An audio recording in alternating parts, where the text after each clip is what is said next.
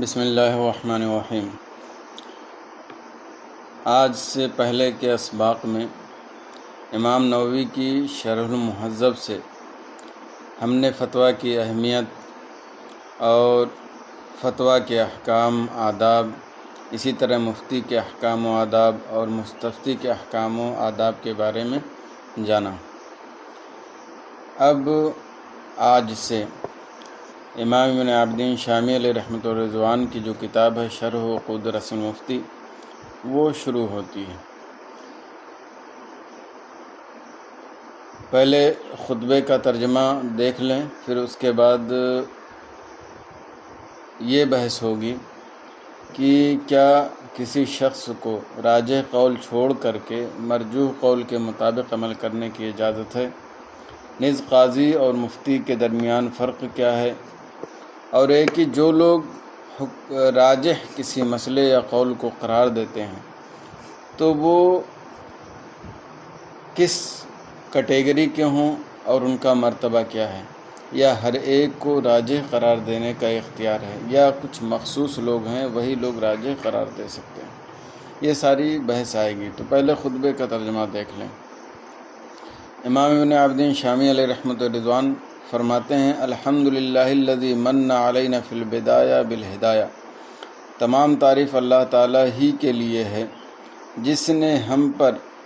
شروع ہی سے ہدایت کے ذریعے احسان فرمایا اور ہم کو اپنے فیض، خالص فیض اور عنایت سے گمراہی سے بچایا۔ والصلاۃ والسلام علی سیدنا محمد صلی اللہ علیہ وسلم، اور ہمارے حضور آقائے دو جہاں صلی اللہ علیہ وسلم پر صلاۃ و سلام ہو، جو مصیبت اور ہلاکت سے بچانے والے ہیں، اور آپ کی آل اور آپ کے اصحاب روایت اور درایت پر صلاۃ و سلام ہو، ایسے صلاۃ و سلام جس کی کوئی انتہا نہیں، جو اس کی کوئی غایت نہیں۔ اما بعد، خطبے کے بعد فیقول افقر العرا المتمسک من رحمت مولاہ باوثق العرا محمد امین بن عمر عابدین الماتریدی الحنفی عاملہ مولاہ بلطفہ الخفی۔ تو مخلوق میں سب سے زیادہ محتاج اور اپنے مولا کی رحمت کو پکڑنے والا مضبوط رسی کے ذریعے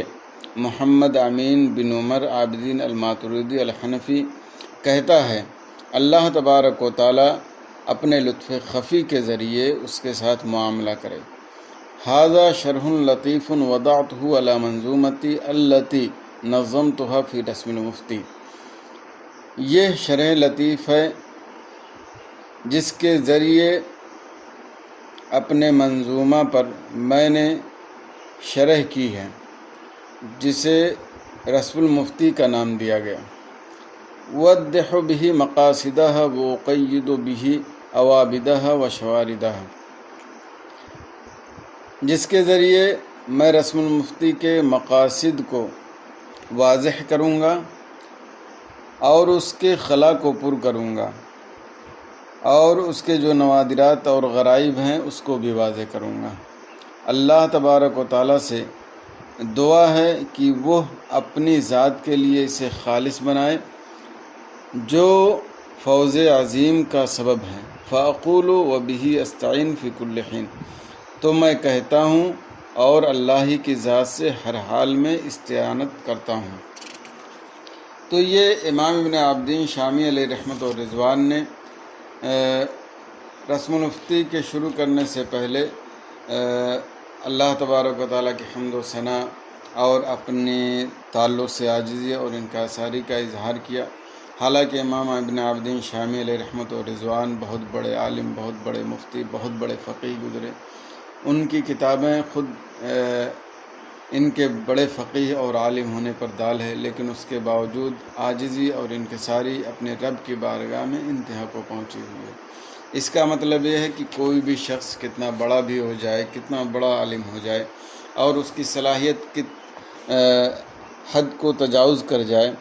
اس کے باوجود بھی اسے عاجزی اور انکساری نہیں چھوڑنی چاہیے، کوئی کام شروع کرے تو اللہ کی رحمت سے امید کرے کہ اسے صحیح طریقے سے اتمام تک پہنچائے یا اس کی تمامیت تک پہنچائے۔ اب جو اشعار رسم المفتی میں امام ابن عابدین شامی علیہ رحمۃ و رضوان کہے تھے، ان اشعار کو ذکر کرنے سے پہلے کچھ اشعار کے ذریعے وہ حمد و ثنا وغیرہ ذکر کرتے ہیں، اس کا ترجمہ دیکھ لیجیے۔ بسم الالہ شارع الاحکام ما حمدعی ابدع فی نظامی، احکام کے شارع اللہ تبارک و تعالیٰ کے نام سے شروع اور اسی کے حمد سے میں اپنی اس نظم کو شروع کرتا ہوں۔ پھر صلاۃ و سلام و ہمیشہ حضور نبی کریم صلی اللہ علیہ وسلم پر جو ہدایت کو ہمارے پاس لے کر آئے، اور ان کے آل پر اور ان کے تمام اصحاب پر ہمیشہ علی ممر الدہر والاعوام، یعنی ہمیشہ وبعد، اور اس کے بعد فل عبد الفقیر المذنب، تو بندہ فقیر گنہگار محمد بن عابدین طلب کرتا ہے اپنے رب کریم واحد کی توفیق اور مقاصد میں قبول کے ذریعہ کامیابی اور قوی جوہر کے نظم میں اور منفرد اور فائق موتی کے پیرونوں میں۔ سمیتہ عقود رسم المفتی، میں نے اس کا نام عقود رسم المفتی رکھا ہے۔ عمل کرنے والا یا جو شخص فتویٰ دے وہ اس کا محتاج ہوگا۔ وَهَا أَنَا أَشْرَعُ فِي الْمَقْصُودِ مُسْتَمْنِحًا مِّن فَیضِ بَحْرِ الْجُودِ، اور میں اب مقصود جو ہے رسم المفتی سے اس کو شروع کرتا ہوں بحر جود، یعنی اللہ تبارک و تعالیٰ کے فیض سے طلب کرتے ہوئے، یعنی اللہ تبارک و تعالیٰ کا فیض کرم اور اس کی رحمت طلب کرتے ہوئے میں اپنے مقصد کو شروع کرتا ہوں۔ تو ان اشعار میں بھی حمد و صلات کے بعد امام ابن عابدین شامی علیہ رحمۃ الرضوان نے اپنی عاجزی اور انکساری ظاہر کی اور اپنے آپ کو گنہگار بھی ظاہر کیا۔ تو یقیناً جو عالم باعمل ہوتا ہے، باشرع ہوتا ہے اور شریعت کے مطابق چلنے والا ہوتا ہے، وہ ہمیشہ عاجزی اور انکساری کو لازم پکڑتا ہے، کیونکہ ظاہر سی بات ہے عاجزی اور انکساری ایسی چیز ہے جس کے ذریعے اللہ تبارک و تعالیٰ بلندیاں عطا فرماتا ہے۔ من تواضع للہ رفعہ اللہ، اور یہی وجہ ہے کہ ان علماء کرام کو ایسے کام کی اللہ تبارک و تعالیٰ نے توفیق دی کہ انشاءاللہ رہتی دنیا تک انہیں یاد کیا جاتا رہے گا۔ تو ہمیں بھی تواضع اور انکساری نہیں چھوڑنی چاہیے اور تعلی تکبر سے بالکل دور رہنا چاہیے، تاکہ اللہ تبارک و تعالیٰ اپنے فضل و کرم سے ہم جیسے گنہگار بندوں سے بھی ایسے کام لے لے جس کی وجہ سے وہ کام ہمارے لیے دنیا میں بھی کام آئے اور آخرت میں بھی کام آئے۔ مقصود شروع کرتے ہوئے امام ابن عابدین شامی علیہ رحمۃ الرضوان فرماتے ہیں: اعلم بان الواجب اتباع ما ترجیحہ عن اہلہ قد علم او کان ظاہر الروایا ولم یرجح خلاف ذاک فعلم، جان لو کہ واجب کا اتباع کرنا، جان لو کہ ترجیح شدہ مسائل کا اتباع کرنا واجب ہے جو ترجیح ان کے اہل سے معلوم ہو، یا ایک ظاہر الروایہ ہو اور اس کے خلاف ترجیح نہ ہو، تو یہ جان لو۔ یعنی کہ اگر جو مسئلہ یا کسی قول کو ترجیح دینے کے اہل ہیں اور ان سے معلوم ہوا کہ فلاں قول یا فلاں رائے راجح ہے، تو ایک مقلد کو اسی راجح کی اتباع کرنا لازم اور ضروری ہے، اس سے وہ منحرف نہیں ہو سکتا۔ یا ایک ظاہر الروایہ ہے اور اس کے خلاف مشائخین کرام مجتہدین اعظام نے کسی قول کو ترجیح نہیں دی ہے، تو اس صورت میں بھی ظاہر الروایہ پر ہی عمل کرنا لازم ہوگا۔ ظاہر الروایہ وغیرہ کیا چیز ہے وہ بعد کے سبق میں انشاءاللہ آئے گی۔ یہاں پر آج کی گفتگو میں یہ ہے کہ جس مسئلے کو یا جس قول کو راجح قرار دیا گیا ہے اس کی اتباع کرنا ہم پر لازم ہے، اس سے انحراف جائز نہیں ہے۔ اگر کوئی شخص راجح قول کو چھوڑ کر کے مرجوح قول کی اتباع کرتا ہے یا ضعیف قول کی اتباع کرتا ہے اور صحیح قول کو چھوڑتا ہے، تو ایسی صورت میں وہ خرق اجماع کرنے والا ہوگا، چنانچہ امام ابن حجر مکی، امام ابن صلاح اور امام باجی اور بہت سارے مفتیان کرام اور فقہاء اعظام نے اس بات کی بالکل وضاحت کی ہے کہ اگر راجح کو چھوڑ کر کے کسی شخص نے مرجوح قول کی اتباع کی یا دو قول میں سے جس کو سمجھ میں آیا اس کے اعتبار سے عمل کر لیا، راجح اور غیر راجح کی طرف نظر نہیں کیا، تو وہ اجماع کے خلاف کرنے والا ہوگا، اور اجماع کا خلاف کرنا بہرحال بہت بڑا جرم ہے۔ دیکھیں، اے ان الواجب علی من اراد ان یعمل لنفسه او یفتی غیرہ، یعنی کہ اس شخص پر واجب ہے جو خود عمل کرنے کا ارادہ کرے یا غیر کو فتویٰ دے کہ اس قول کی اتباع کرے جس کو علماء مذہب نے راجح قرار دیا ہے۔ اس لیے اس کو عمل کرنا یا فتویٰ دینا مرجوح کے مطابق جائز نہیں ہے، مگر بعض صورتوں میں کما سیأتی فی النظم، جیسا کہ نظم میں عنقریب آئے گا، یعنی کہ وہ عموماً یہی ہے کہ راجح کی اتباع کرنا ہے اور مرجوح کو چھوڑنا ہے۔ البتہ اگر ضرورت متحقق ہو تو اس صورت میں یا حالت زمانہ کے اعتبار سے ایسا ہوا ہے تو اس صورت میں مرجوح پر عمل کرنے کی گنجائش ہوگی، اس کی تفصیل انشاءاللہ بعد میں آئے گی۔ وقد نقل الاجماع علی ذلک، اور اس پر اجماع نقل کیا ہے، یعنی راجح کو چھوڑ کر مرجوح پر عمل نہیں کر سکتے، اس پر اجماع ہے۔ ففی الفتاوی الکبریٰ، تو الفتاوی الکبریٰ میں ہے جو محقق امام ابن حجر مکی کی ہے۔ قال فی زوائد الروضہ، آپ فرماتے ہیں کہ زوائد الروضہ میں فرمایا مفتی اور عامل کے لیے جائز نہیں ہے کہ وہ فتویٰ دے یا عمل کرے دو قولوں میں سے یا دو صورتوں میں سے کسی ایک پر بغیر غور و فکر کیے ہوئے، وَهَذَا لَا خِلَافَ فِيهِ، اور اس میں کسی کا اختلاف نہیں ہے، یعنی جن کے اختلاف کا اعتبار ہے ان لوگوں میں سے کسی نے اس مسئلے میں اختلاف نہیں کیا، یعنی دو قول یا دو صورتوں میں سے کسی پر عمل کر لے بغیر غور و فکر کیے ہوئے، بغیر راجح مرجوح کو دیکھے ہوئے، بغیر صحیح اور ضعیف کو دیکھے ہوئے، تو یہ غلط ہوگا اور یہ اجماع کے خلاف ہوگا۔ وسبقه الى حکایت الاجماع فیہما ابن الصلاح والباجی من المالکیہ فی المفتی، اور اجماع کی حکایت کی طرف امام ابن حجر مکی علیہ رحمۃ و رضوان سے سبقت لے گئے ہیں امام ابن حجر اور امام باجی جو مالکیہ سے ہیں مفتی کے تعلق سے، یعنی مفتی کے تعلق سے ان دونوں نے امام ابن حجر سے پہلے ہی ذکر کر دیا ہے کہ کسی شخص کو جو مفتی ہے وہ دو قول میں سے کسی ایک قول کو اپنی خواہش کے مطابق اختیار کر لے اور اس پر عمل کرے یا فتویٰ دے، یہ درست نہیں ہے۔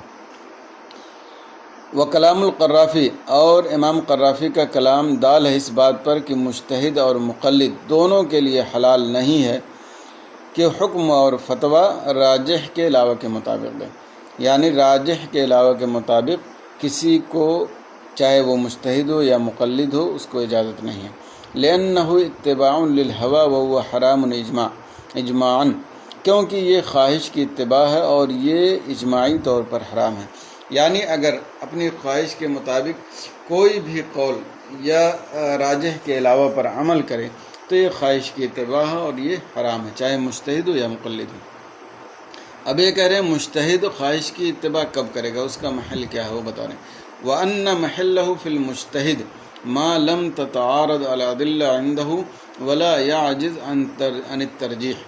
اور اس کا مقام مجتہد میں اس وقت ہے جب کہ دلائل اس کے نزدیک متعارض نہ ہوں اور وہ ترجیح دینے سے عاجز نہ ہو، یعنی اگر وہ ترجیح دے سکتا ہے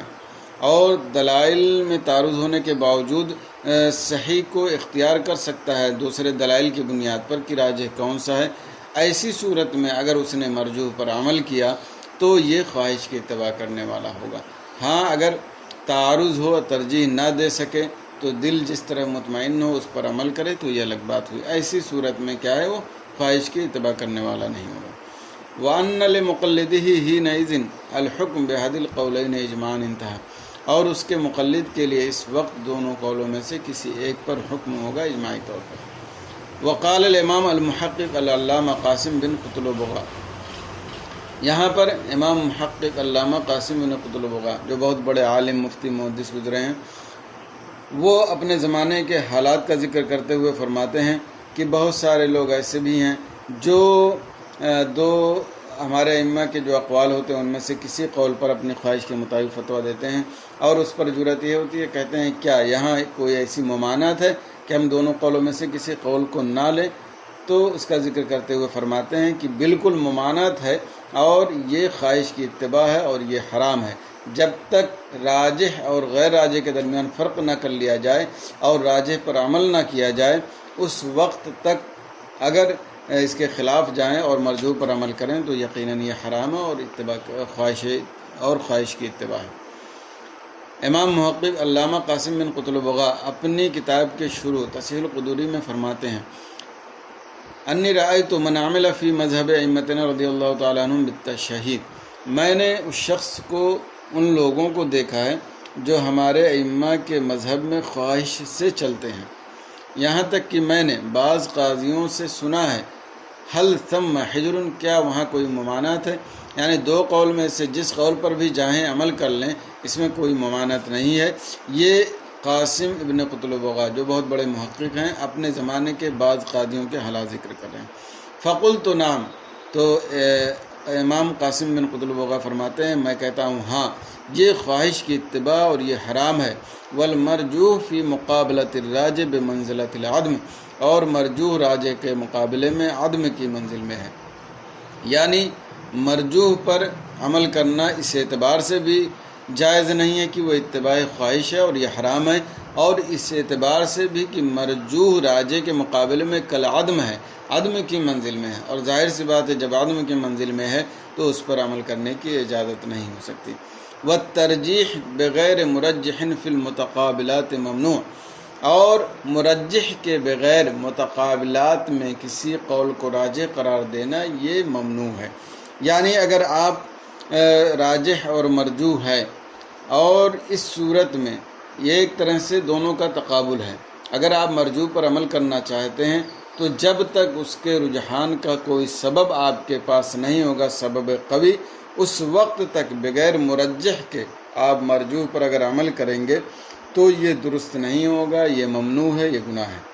وقال فی کتاب الاصول لیعمری من لم یطلع علی المشہور من الروایتین او القولین فلیس له التشیع والحکم بما شاء منہما من غیر نظر فی الترجیح، اور فرماتے ہیں کتاب الاصول جو یعمری کی ہے اس میں،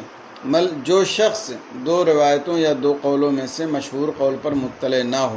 تو اسے تشہید جائز نہیں، اور ان دونوں میں سے کسی پر حکم کرنا درست نہیں، ترجیح میں بغیر غور و فکر کیے ہوئے۔ یعنی اگر دو روایتوں میں سے ایک روایت جو مشہور ہے جس پر عمل ہے، یا دو قول میں سے ایک قول جو مشہور ہے جس پر عمل ہے یا جو راجح ہے، اگر اس کا علم نہیں ہے تو ایک مفتی کو یا عمل کرنے والوں کو یہ اختیار نہیں ہے کہ دونوں میں سے جس پر چاہے عمل کر لے، بلکہ اس پر لازم ہے کہ وہ غور و فکر کرے کہ ان دونوں میں سے راجح کون سا ہے، پھر اسی کے مطابق راجح پر عمل کرے اور اسی کے مطابق ایک مفتی فتویٰ دے۔ بغیر اس کے دونوں میں سے کسی ایک قول پر فتویٰ دے دینا اپنی خواہش کے مطابق یہ ناجائز ہے اور حرام ہے۔ اور امام ابو عمرو آداب المفتی میں فرماتے ہیں، جان لو کہ جو شخص اتفاق کرے کہ اس کا فتویٰ یا اس کا عمل کسی قول، مسئلے میں کسی قول یا کسی صورت کے موافق ہو جائے، اور اقوال اور وجوہ میں سے جس پر چاہے عمل کرے بغیر نظر کیے ہوئے ترجیح میں، فقد جہل، تو اس نے جہالت کا کام کیا، وخرق الاجماع، اور اس نے خرق اجماع کیا۔ یہاں پر امام ابو عمرو جو مقدمہ، ان کی کتاب ہے مقدمہ اصول حدیث پر، مقدمہ ابن صلاح سے مشہور ہے، بہت مشہور عالم ہے، اور حدیث میں بنیادی حیثیت ان کی کتاب کی ہے، یعنی مقدمہ ابن صلاح جو مشہور ہے، اگرچہ اس سے پہلے تصنیف ہوئی ہے، لیکن ان کی کتاب کے بعد زیادہ شہرت ہوئی اور لوگوں نے اسی کے بیس پر زیادہ کام کیا حدیث پر، اصول حدیث پر۔ تو آپ کی نگاہ میں اگر کوئی شخص دو قولوں میں سے کسی قول پر اپنے خواہش کے مطابق عمل کرتا ہے، ترجیح میں غور و فکر نہیں کرتا، اور وہ چاہتا ہے کہ دونوں قولوں میں سے کسی ایک پر اس کا عمل ہو جائے، یہی اس کے لیے کافی ہے، تو اس کو جاہل قرار دیا، اور ساتھ میں یہ ہے کہ اس نے خرق اجماع کیا، تو اس سے بات سمجھ میں آتی ہے کہ یہ بہت بڑا امر ہے، چھوٹا موٹا معاملہ نہیں ہے، مرجوح قول پر عمل کرنا بلا ضرورت و حاجت یا بغیر مرجح کے، تو ہمیں اور آپ کو یا کسی بھی عالم اور مفتی کو لازم ہے کہ خواہ خود عمل کرنا ہو یا کسی کو فتویٰ دینا ہو تو بغیر ضرورت و حاجت کے یا ایسا سبب جو مرجح کی صورت بن سکتی ہے مرجوح قول کی، اور وہ ضرورت و حاجت وغیرہ ہی ہیں، اس کے بغیر مرجوح قول پر کبھی عمل نہ کرے اور نہ ہی مرجوح کے مطابق فتویٰ دے، ورنہ ایک طرح سے یہ اپنی جہالت کا اظہار ہوگا اور خرق اجماع ساتھ میں ہوگا۔ اور امام باجی نے حکایت کی کہ ان کے ساتھ ایک واقعہ پیش آیا، تو فقہائے کرام نے، بعض علماء کرام یا مفتیان کرام نے یا قضات نے اس میں ایسا فتویٰ دیا جو ان کو ضرر پہنچائے۔ جب انہوں نے ان لوگوں سے پوچھا تو ان لوگوں نے کہا کہ ہمیں معلوم نہیں تھا کہ یہ آپ کے تعلق سے مسئلہ ہے، اور پھر ان لوگوں نے دوسری روایت کے مطابق فتویٰ دیا جو امام باجی کے قصد کے موافق تھا۔ قال الباجی، امام باجی علیہ رحمہ فرماتے ہیں وَهَذَا لَا خِلَافَ بَيْنَ الْمُسْلِمِينَ مِمَّنْ يُعْتَدْ بِهِ فِي الْإِجْمَاعِ أَنَّهُ لَا يَجُوزُ، اور یہ مسلمانوں کے درمیان اس معاملے میں کوئی اختلاف نہیں جن کا اجماع میں اعتبار کیا جاتا ہے کہ یہ جائز نہیں ہے۔ یعنی آپ دو قولوں میں سے جس قول پر چاہیں اپنے خواہش کے مطابق فتویٰ دے دیں، اور یہ نہ سوچیں کہ اس میں صحیح کیا ہے، غلط کیا ہے، یا راجح کیا ہے، یا مرجوح کیا ہے، اس اعتبار سے فتویٰ دے دیں تو یقیناً یہ غلط ہے، ناجائز ہے، اجماع کے خلاف ہے۔ اس لیے حاصل کلام اتنی باتوں کا یہ ہے کہ کسی شخص کو بلا ضرورت و حاجت مرجوح قول پر عمل کرنے کی اجازت نہیں، اس پر لازم ہے کہ وہ راجح ہی پر عمل کرے۔ ہاں ضرورت و حاجت متحقق ہو تو اس کا باب بالکل وسیع ہے، اس وقت اجازت ہو سکتی ہے۔ قال فی اصول العقدیہ ولا فرق بین المفتی والحاکم الا ان المفتی مخبر بالحکم والقاضی ملزم به۔ اصول العقدیہ میں فرمایا مفتی اور حاکم کے درمیان کوئی فرق نہیں ہے، مگر یہ کہ مفتی حکم کے تعلق سے خبر دینے والا ہے اور قاضی کیا ہے، اس کو لازم کرنے والا ہے۔ یعنی یہاں پہ بتا رہے ہیں کہ مفتی اور حاکم کے درمیان کوئی فرق نہیں ہے، یعنی دونوں میں سے کوئی بھی اگر فتویٰ دے گا یا حکم بتائے گا تو ایسی صورت میں اس پر لازم ہے کہ خواہش کے مطابق نہ چلے بلکہ جو راجح ہو اسی کے مطابق چلے۔ ہاں ایک فرق یہ ہے کہ مفتی جو ہوتا ہے وہ حکم کے خبر دینے والا ہوتا ہے، یعنی اس نے حکم بتا دیا، اس کی ذمہ داری ختم ہو گئی۔ اب جو اس نے مسئلہ پوچھا ہے اس کی ذمہ داری ہے کہ وہ عمل کرے یا نہ کرے، اگر نہیں کرتا ہے تو غلط کرے گا، عمل کرے گا تو اس کا فائدہ ہوگا۔ لیکن ایک مفتی مسئلے کو لازم نہیں کر سکتا کہ تم کو اس کو عمل ہی کرنا ہے، لیکن اگر قاضی ہے تو وہ حکم بھی بتائے گا، مسئلہ بھی بتائے گا اور اس کو لازم کر دے گا، یعنی قاضی کی خلاف ورزی کر نہیں سکتا۔ ثم نقل بعده واما الحكم والفتيا بما هو مرجوح فخلاف الاجماع، پھر اس کے بعد نقل کیا کہ حکم اور فتویٰ اس کے مطابق جو مرجوح ہے تو اجماع کے خلاف ہے۔ وسيأتي ما اذا لم يوجد ترجيح لاحد القولين، اور عنقریب اس کی گفتگو آتی ہے کہ دو قولوں میں سے کسی ایک کے لیے ترجیح موجود نہ ہو، یعنی اگر دونوں قولوں میں سے کسی ایک قول کی ترجیح موجود نہ ہو تو اس کے بہت سارے اسباب ہیں جس کی بنیاد پر راجح قرار دیا جا سکتا ہے، اس کی تفصیل انشاءاللہ آئے گی۔ وقولی عن اہلہ، اور امام ابن عابدین شامی علیہ رحمۃ و رضوان نے جو فرمایا تھا عن اہلہ، یعنی ترجیح جو قبول کی جائے گی اہل ترجیح ہی سے قبول کی جائے گی یا کسی بھی عالم سے قبول کر لی جائے گی، تو امام ابن عابدین شامی علیہ رحمۃ و رضوان اس کی وضاحت کرتے ہوئے فرماتے ہیں کہ جو ترجیح قبول کی جائے گی لازم ہے کہ وہ اہل ترجیح سے ہو، اور اس میں صرف یہ نہیں دیکھا جائے گا کہ کسی بھی عالم نے ترجیح قرار دے راجح بتا دیا تو اس پر عمل کر لیا جائے، بلکہ وہ اہل ترجیح سے ہو، اور اہل ترجیح سے یہ مراد نہیں ہے کہ اس کا نام اور نسب معلوم ہو اور اس طرح کی باتیں ہوں، بلکہ ضروری ہے کہ روایت میں اس کا درجہ کیا ہے، درایت میں اس کا معاملہ کیا ہے، فقہا کے طبقات میں سے کن طبقات میں سے ہے وہ،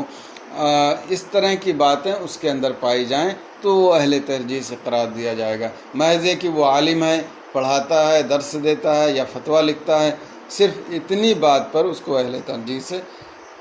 قرار نہیں دیا جا سکتا۔ دیکھیے وقولی عن اہلہ، اور میرا قول اس کے اہل سے یعنی ترجیح کے اہل سے، اے اہل الترجیح یعنی اہل ترجیح سے ہو۔ اشارۃ الی انہ، اس بات کی طرف اشارہ ہے کہ کسی بھی عالم کی ترجیح پر اکتفا نہیں کیا جائے گا۔ چنانچہ علامہ شمس الدین محمد بن سلیمان جو ابن کمال بادشاہ سے مشہور ہیں فی بعض رسائل، انہوں نے اپنے بعض رسائل میں فرمایا مفتی مقلد کے لیے ضروری ہے کہ وہ جس کے قول کے مطابق فتویٰ دے اس کا حال جانے، اور اس کے حال جاننے سے ہماری یہ مراد نہیں ہے کہ اس کا نام جاننا، اس کا نسب جاننا، اور ملک میں سے کس ملک کی جانب اس کی نسبت ہے یہ جاننا، اذ لا یسمن ذلک ولا یغنی، کیونکہ یہ چیز کوئی فائدہ نہیں پہنچائے گی اور کوئی بے نیازی نہیں دے گی۔ یعنی کسی عالم کے بارے میں اس کا نسب جاننا، اس کی نسبت جاننا، اس کا نام جاننا، یہ جاننا کہ وہ پڑھاتا ہے، وہ مفتی ہے، محض ایک مفتی کے لیے اتنا کافی نہیں ہے جو مقلد ہے کہ اس کے فتویٰ پر عمل کرے، اس کے قول پر اعتماد کرے، بلکہ ضروری ہے کہ جانے کہ روایت میں اس کا درجہ کیا ہے اور درایت میں اس کا معاملہ کیا ہے، اور طبقات فقہا میں سے کس طبقہ میں اس کا شمار ہوتا ہے۔ بل معرفت ہو، بلکہ مراد یہ ہے کہ اس کی معرفت ہو روایت کے تعلق سے، اور درایت میں اس کا درجہ کیا ہے۔ درایت دلیل کو کہتے ہیں، روایت جو اقوال مروی ہوتے ہیں اس کو کہتے ہیں۔ وطبقتہ من طبقات الفقہا، اور اس کا طبقہ طبقات فقہا میں سے کون سا ہے، تاکہ لیکون علی بصیرۃ وافیۃ فی التمییز بین القولین المتخالفین، تاکہ یہ فتویٰ دینے والا دو متخالف قول کے درمیان تمیز کرنے میں وافی بصیرت رکھے، اور دو قول متعارض کے درمیان ترجیح دینے میں کافی قدرت رکھے۔ یعنی جو شخص مفتی ہے اور مقلد ہے، وہ کسی کے قول پر فتویٰ دینا چاہتا ہے تو اس کی روایت اور درایت اور طبقات فقہا میں سے کس درجے کا ہے وہ ساری چیزیں جانے، تاکہ اگر اس کو دو متخالف قول کے درمیان امتیاز کرنا ہو یا دو قول متعارض کے درمیان ترجیح دینا ہو تو آسانی ہو، اور اپنے قدرت کافیہ و بصیرت وافیہ کے ذریعے یہ وہ کام کر سکے۔ تو بہرحال یہاں پر کہنا یہ ہے کہ ہر شخص اہل ترجیح سے نہیں ہو سکتا، بلکہ اہل ترجیح سے وہی شخص ہو سکتا ہے جو روایت اور درایت میں مہارت رکھتا ہو، اور طبقات فقہا میں کے ان طبقات میں سے ہو جن کے مسائل کو اور جن کے قول کو قبول کیا جاتا ہے۔ تو آج کے سبق کا حاصل یہ ہے کہ مرجوح پر کسی بھی شخص کو، خواہ مفتی ہو خواہ خود عمل کرنے والا ہو، مرجوح قول پر اسے عمل کرنے کی اجازت نہیں۔ ہاں ضرورت و حاجت متحقق ہو تو اس صورت میں وہ عمل کر سکتا ہے۔ اور دوسری بات ہے کہ مفتی اور قاضی کے درمیان کوئی خاص فرق نہیں ہے، صرف اتنا ہے کہ مفتی کا کام یہ ہے کہ وہ مسئلہ بتا دے، وہ قول یا حکم کو لازم کرنے والا نہیں، البتہ قاضی جو ہوتا ہے وہ لازم کرنے والا ہوتا ہے۔ اور اہل ترجیح سے مراد وہ لوگ ہوتے ہیں جو روایت اور درایت میں دونوں میں مہارت رکھتے ہیں، اور طبقات فقہا کے ان طبقات میں سے ہوتے ہیں جن کے مسائل کو قبول کیا جاتا ہے، جن کے قول کا اعتبار ہوتا ہے۔ تو اس طرح سے اہل ترجیح میں وہ شمار ہوں گے، ہر کس و ناکس اہل ترجیح سے شمار نہیں ہو سکتا۔ اب آئیے یہاں پر طبقات فقہا کی بات۔ تو امام ابن عابدین شامی علیہ رحمۃ و رضوان آگے کی بحث میں طبقات فقہا کا ذکر کرتے ہیں، جس کو انشاءاللہ اگلے سبق میں پڑھایا جائے گا۔ تو آج کے درس میں ہم یہیں پر سبق ختم کرتے ہیں۔ اللہ تبارک و تعالی ہمیں امام ابن عابدین شامی علیہ رحمۃ و رضوان کے فقہ سے اور ان کے اس کتاب سے زیادہ فائدہ حاصل کرنے کی توفیق عطا فرمائے، اور انہی کی طرح عاجز و انکساری کے ساتھ ہمیں زندگی گزارنے کی توفیق عطا فرمائے۔ آمین ثم آمین۔ السلام علیکم ورحمۃ اللہ وبرکاتہ۔